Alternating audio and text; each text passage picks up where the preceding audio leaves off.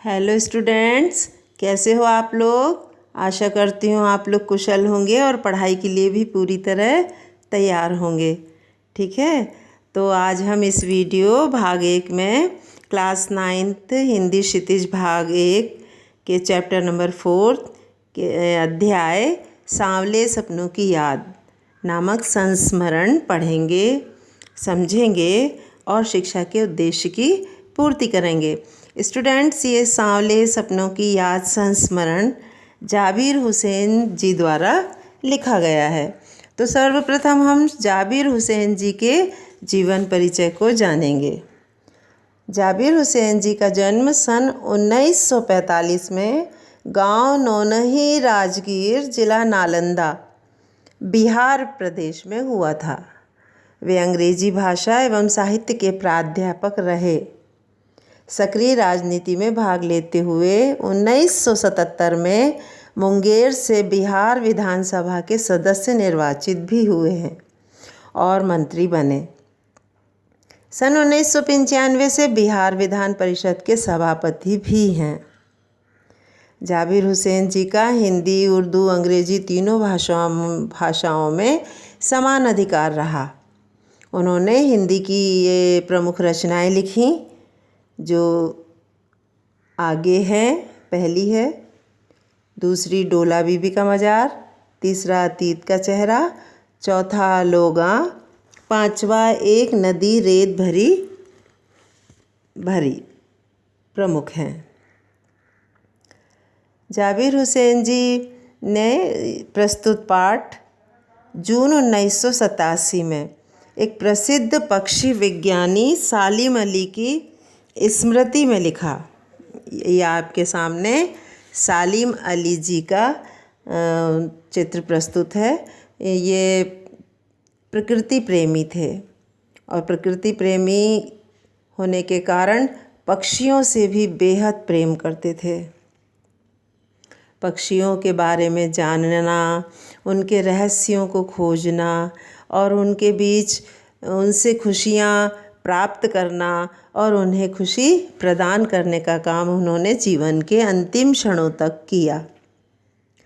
तो प्रसिद्ध पक्षी विज्ञानी सालिम अली की मृत्यु के तुरंत बाद जाबिर हुसैन जी ने डायरी शैली में ये संस्मरण लिखा।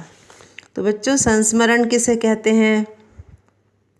संस्मरण वो विधा है जिसे किसी व्यक्ति या किसी विषय के बारे में स्मृति के आधार पर, अर्थात यादों के आधार पर लिखा गया लेख हो, उसे संस्मरण कहते हैं।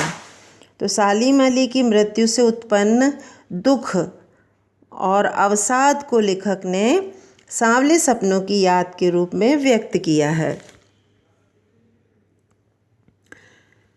उन्होंने व्यक्त किया है। सालिम अली का स्मरण करते हुए लेखक ने उनका व्यक्ति चित्र प्रस्तुत किया है और लिखते समय उनकी भाषा की जो रवानगी है अर्थात गति है और अभिव्यक्ति की जो शैली है अर्थात ढंग है, वो दिल को छू लेने वाला है। तो बच्चों, आओ मैं आपको संस्मरण सांवले सपनों की याद समझाती हूँ। आप इसमें अपना ध्यान केंद्रित कीजिए।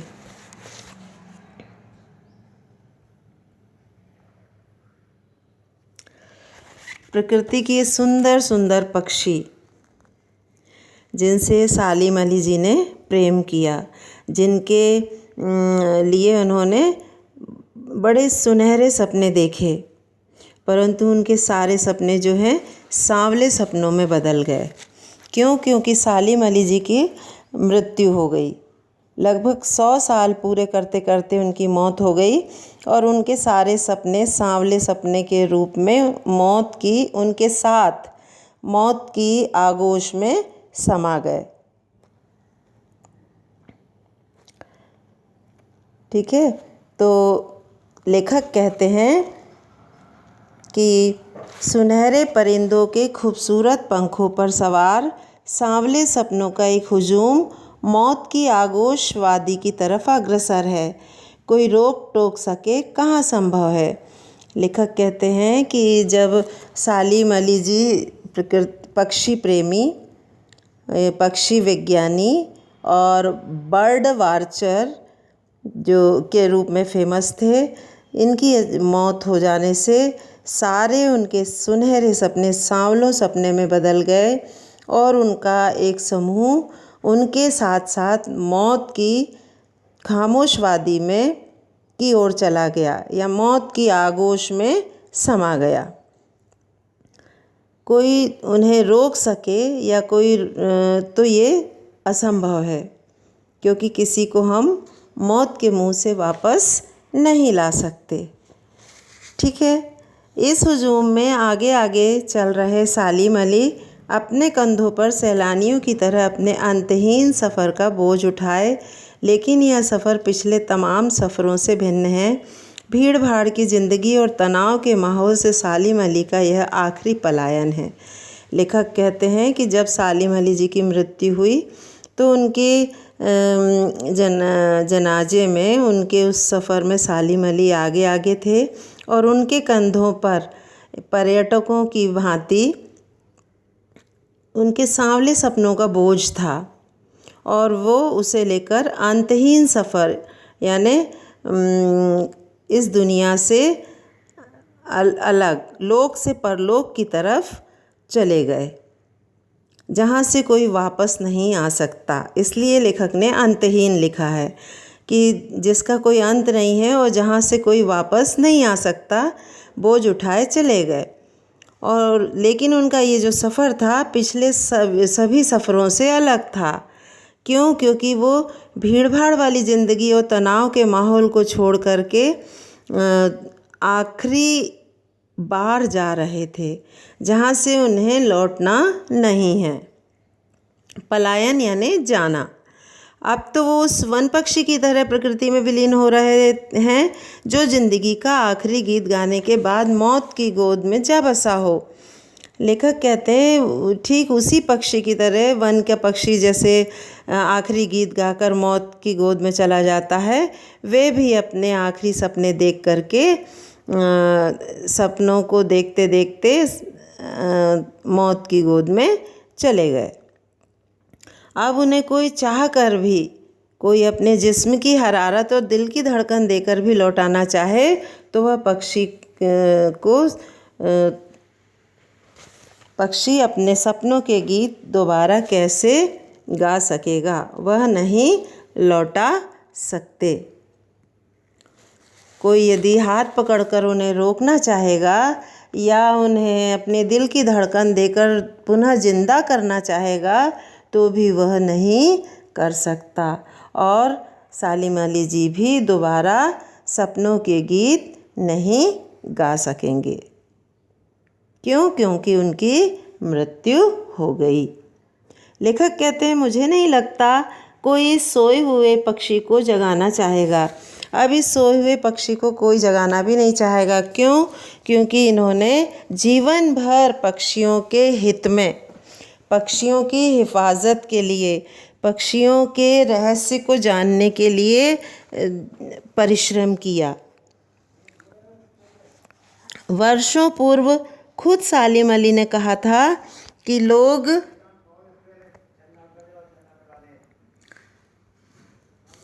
सालिम अली जी ने कहा था कि लोग पक्षियों को आदमी की नज़र से देखना चाहते हैं, यह उनकी भूल है। ठीक उसी तरह जैसे जंगलों और पहाड़ों, झरनों, आबशारों को वो प्रकृति की नज़र से नहीं आदमी की नज़र से देखने को उत्सुक रहते हैं। भला कोई आदमी अपने कानों से पक्षियों की आवाज़ का मधुर संगीत सुनकर अपने भीतर रोमांच का सोता फूटता महसूस कर सकता है?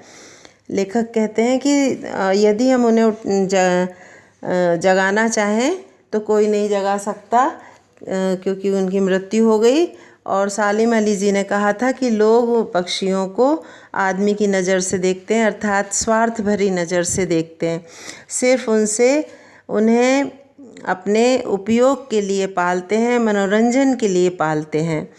ठीक वैसे ही जैसे जंगलों, पहाड़ों, झरनों, आबशारों का हम अपने स्वार्थ पूर्ति के लिए, स्वार्थ सिद्धि के लिए उपयोग करते हैं। ठीक उसी तरह पक्षियों के साथ भी मनुष्य करता है।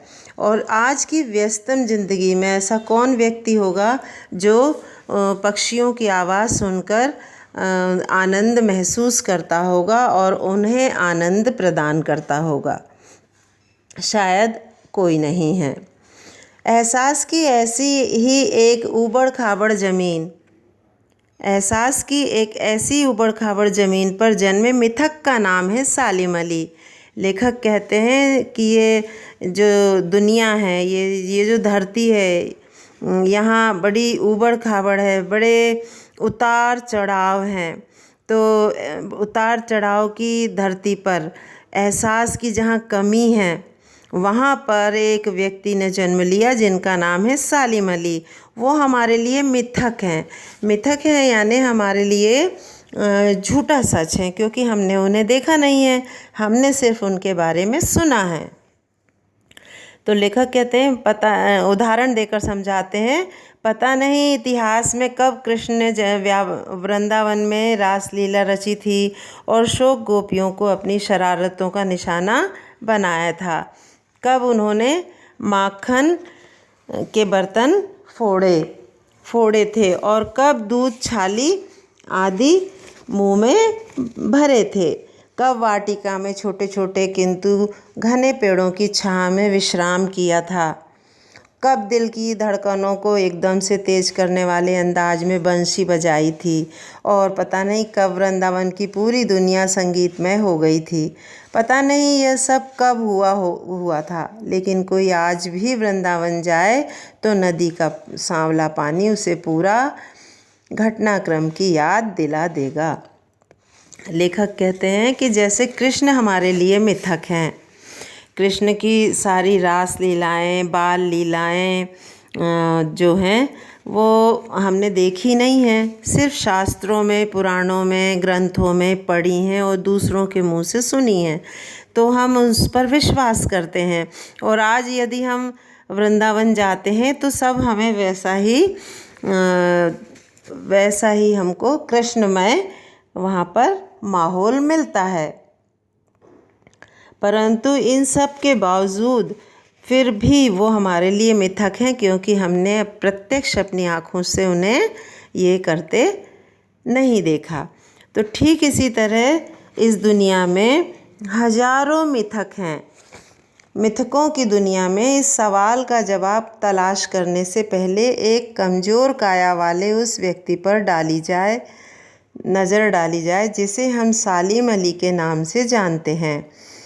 तो मिथकों की ये जो दुनिया है, तो उसमें क्या सच है और क्या झूठ है, इन सवालों का जवाब तलाशने से पहले हम जानेंगे कि ये कमज़ोर काया वाले जो व्यक्ति हैं, ये सालिम अली जी हैं।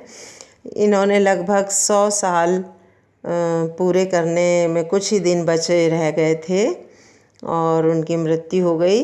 संभव है लंबी यात्राओं की थकान ने, ऐसा लगता है कि लंबी जीवन यात्रा की थकान से उनका शरीर कमज़ोर हो गया और फिर कैंसर जैसी जानलेवा बीमारी ने उन्हें मौत के मुंह में ले गई। लेकिन अंतिम समय तक मौत उनकी आँखों से वह रोशनी छीनने में सफल नहीं हुई जो पक्षियों की तलाश उनकी हिफाजत के प्रति समर्पित थी। सालिम अली की आँखों पर चढ़ी दूरबीन उनकी मौत के बाद ही तो उतरी थी।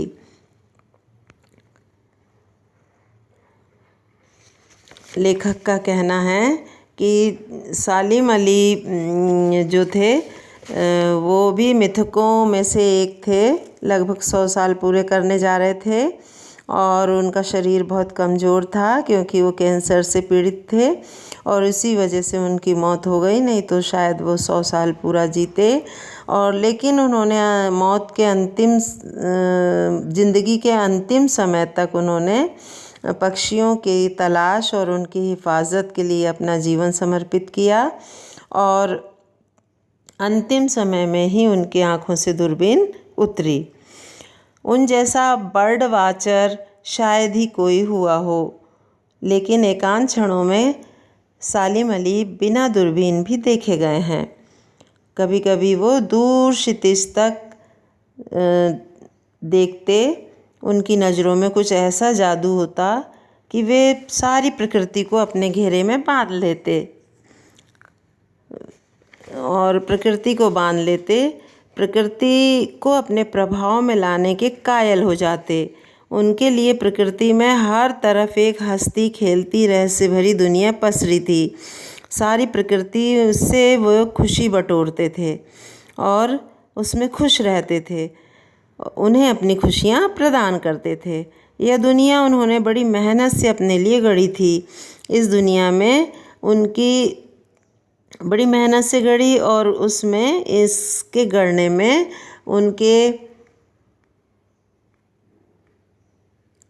उनकी जीवन साथी तहमीना ने काफ़ी मदद पहुंचाई थी।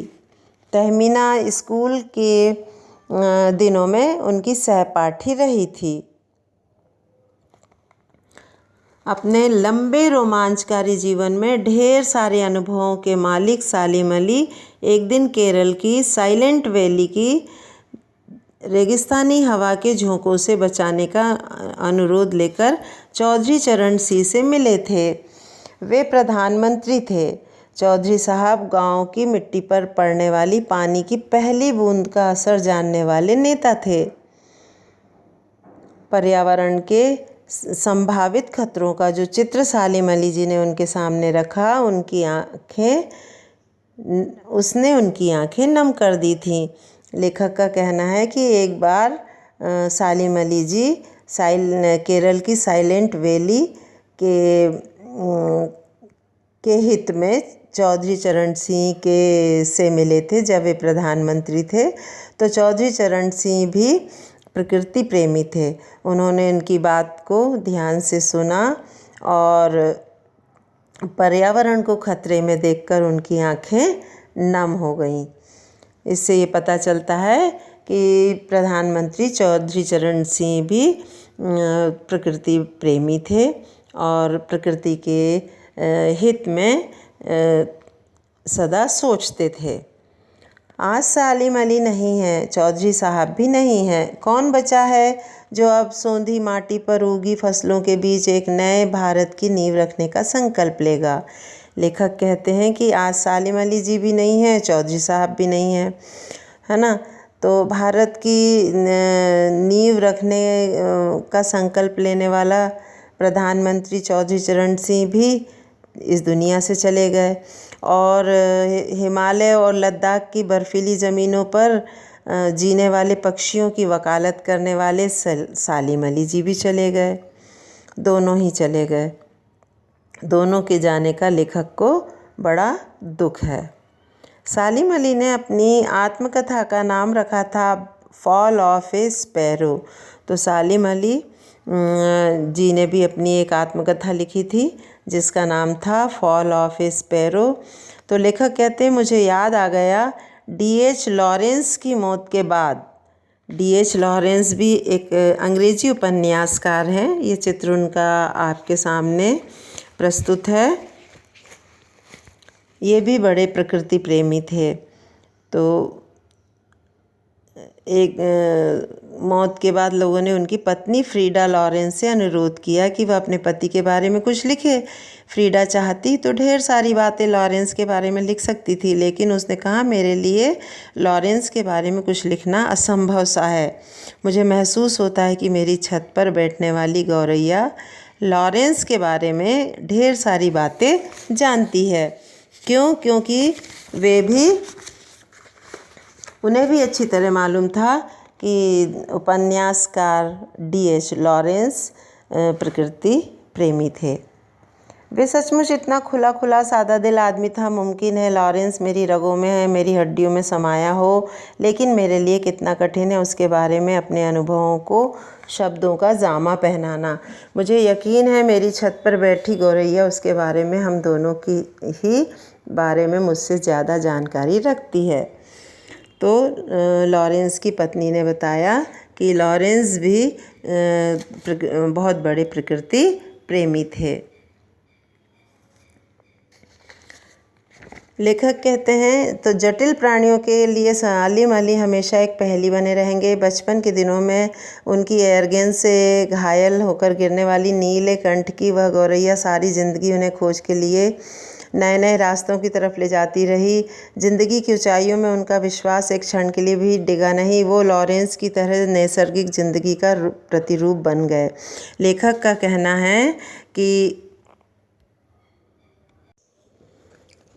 का कहना है कि मनुष्यों के लिए सालिम अली एक पहेली बन गए हैं, परंतु ये जो सालिम अली जी को शौक़ आया वो उनके बचपन के घटना के कारण आया। एक बार उनके मामा जी ने एयरगन ला के दी और उस एयरगन से एक गौरैया, नीले कंठ की गौरैया घायल हो गई। तब उन्होंने उस घायल गौरैया की सेवा करी और उसे ठीक किया।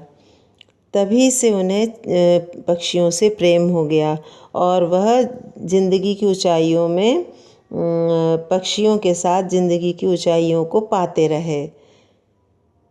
वो लॉरेंस की तरह एक स्वाभाविक, सरल, सहज और प्राकृतिक ज़िंदगी का एक प्रतिरूप बन गए। तब से वे प्रकृति के साथ जीवन जीने लगे। सालिम अली प्रकृति की दुनिया में एक टापू बनने की बजाय अथाह सागर बनकर उभरे। लेखक का कहना है कि सालिम अली प्रकृति की दुनिया में कोई छोटे से विषय विज्ञानी या विशेषज्ञ नहीं थे, एक टापू के समान सीमित विज्ञानी नहीं थे। वे एक अथाह सागर की तरह एक बड़े प्रकृति प्रेमी और पक्षी विज्ञानी थे।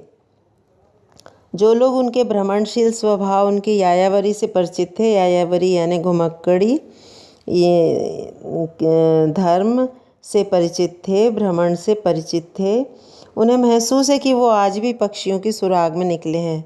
तो उनको ऐसा लगता है कि वो जो आज अंतहीन सफ़र पर गए हैं, शायद वो पक्षियों की सुराग के लिए ही निकले हैं। बस अभी गले में लंबी दूरबीन लटकाए अपने खोजपूर्ण नतीजों के साथ लौट आएंगे। ऐसा लगता है कि वो कहीं नहीं गए हैं, वो अपनी लंबी दूरबीन के साथ लौट आएंगे। जो नतीजे सपने उन्होंने देखे हैं, उस सपनों का रहस्य लेकर लौट आएंगे। लेखक कहते हैं जब तक वो नहीं लौटते क्या उन्हें गया हुआ मान लिया जाए। कभी लगता है क्या वो सचमुच में चले गए हैं, कभी लगता है नहीं, सालिम अली जी लौटेंगे, सालिम अली जी लौटेंगे। तो कहते हैं मेरी आंखें नम हैं सालिम अली, तुम लौटोगे ना। तो लेखक की आंखें दुख से नम हो जाती हैं कि सालिम अली जी तुम एक दिन आओगे ना। उन्हें पूरा विश्वास है कि ऐसा प्रकृति प्रेमी फिर इस दुनिया में आएगा। तो बच्चों, हमने